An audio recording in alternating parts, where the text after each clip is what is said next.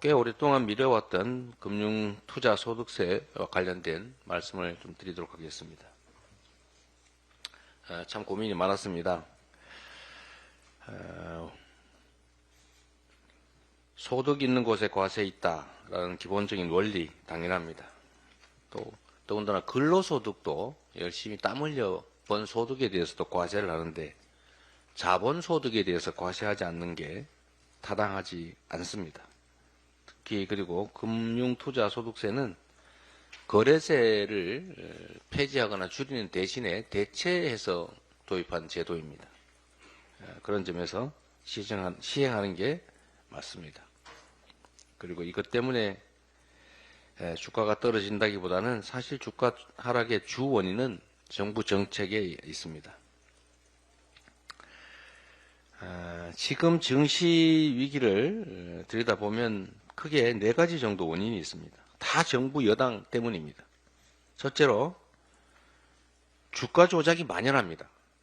저도 수십 년간 주식 투자를 했습니다만 이 주식시장에서 시세 조정, 그다음 통정 매매, 허위 공시, 작전 이런 게 너무 횡행합니다.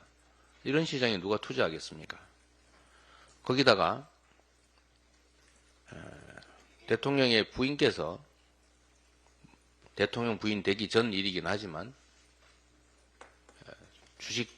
주가 조작을 해서 수십억을 벌었다라고 하는데 그런데도 처벌하지 않고 이거 죄 안 된다 이랬으니 이 전 국민에게 전 세계 대한민국 주식시장에서는 힘만 세면 주가 조작해도 처벌도 안 받는다.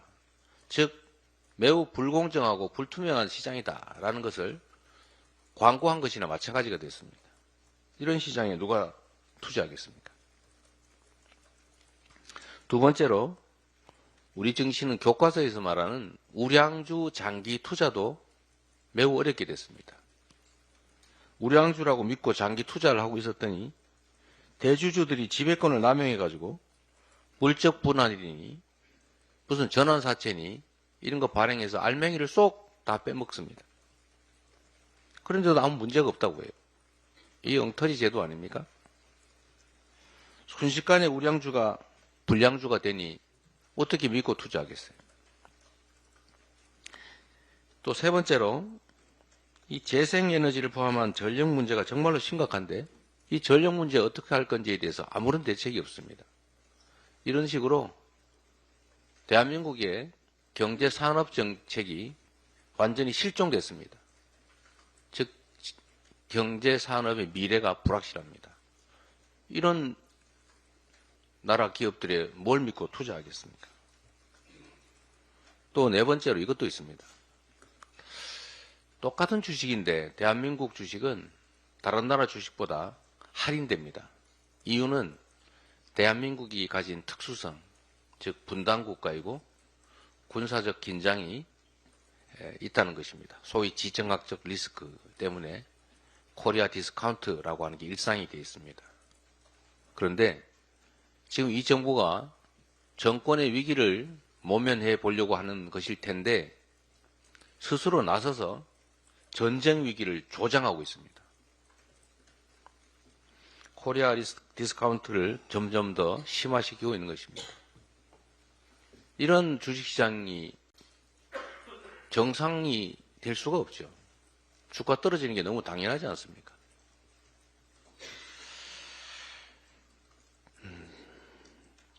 그런데도 정부 여당이 지배구조 개선을 위한 상법 개정 지금까지 아무것도 안 하고 있었습니다. 불공정 거래 규제를 하냐? 안 합니다. 대통령 부인 엄호에 정신이 없습니다. 주주권 강화 같은 주식시장 선진화에 나섰냐? 그렇지 않습니다. 방치하고 있어요. 점점 더 시장을 악화시키고 있습니다.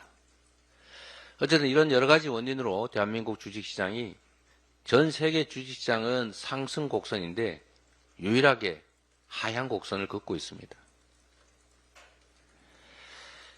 원칙을 따지면, 가치를 따지면 당연히 금투세를 개선 후에 시행하는 게 맞습니다. 물론 우리도 많은 검토를 했습니다.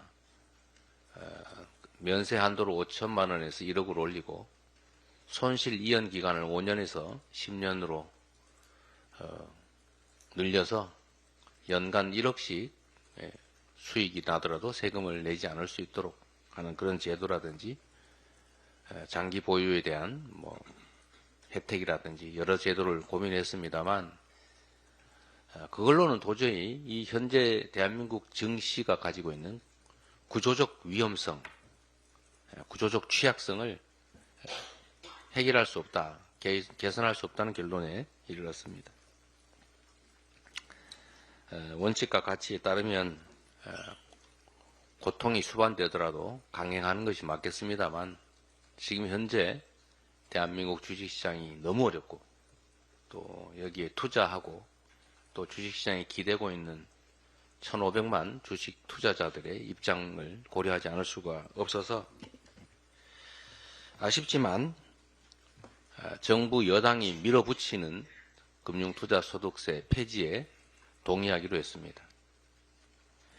또 한 가지 문제는 이 정부 여당이 정부 정책을 가지고 야당을 공격하는 정쟁수단으로 활용하고 있다는 것입니다. 이 문제를 유예를 하거나 또는 개선 시행을 하겠다고 하면 끊임없이 정쟁의 대상이 될 것 같습니다. 아쉽지만 또 주식시장의 구조적 어려움을 개선하기 위해서 불가피하게 정부 여당의 이 정책에 동의한다는 말씀을 드리고 동시에 우리 민주당은 증시가 정상을 회복하고 또 기업의 자금 조달 그리고 국민 투자 수단으로 자리 잡을 수 있도록 상법 개정을 포함한 입법과 증시 선진화 정책에 총력을 기울이겠다는 말씀을 드립니다.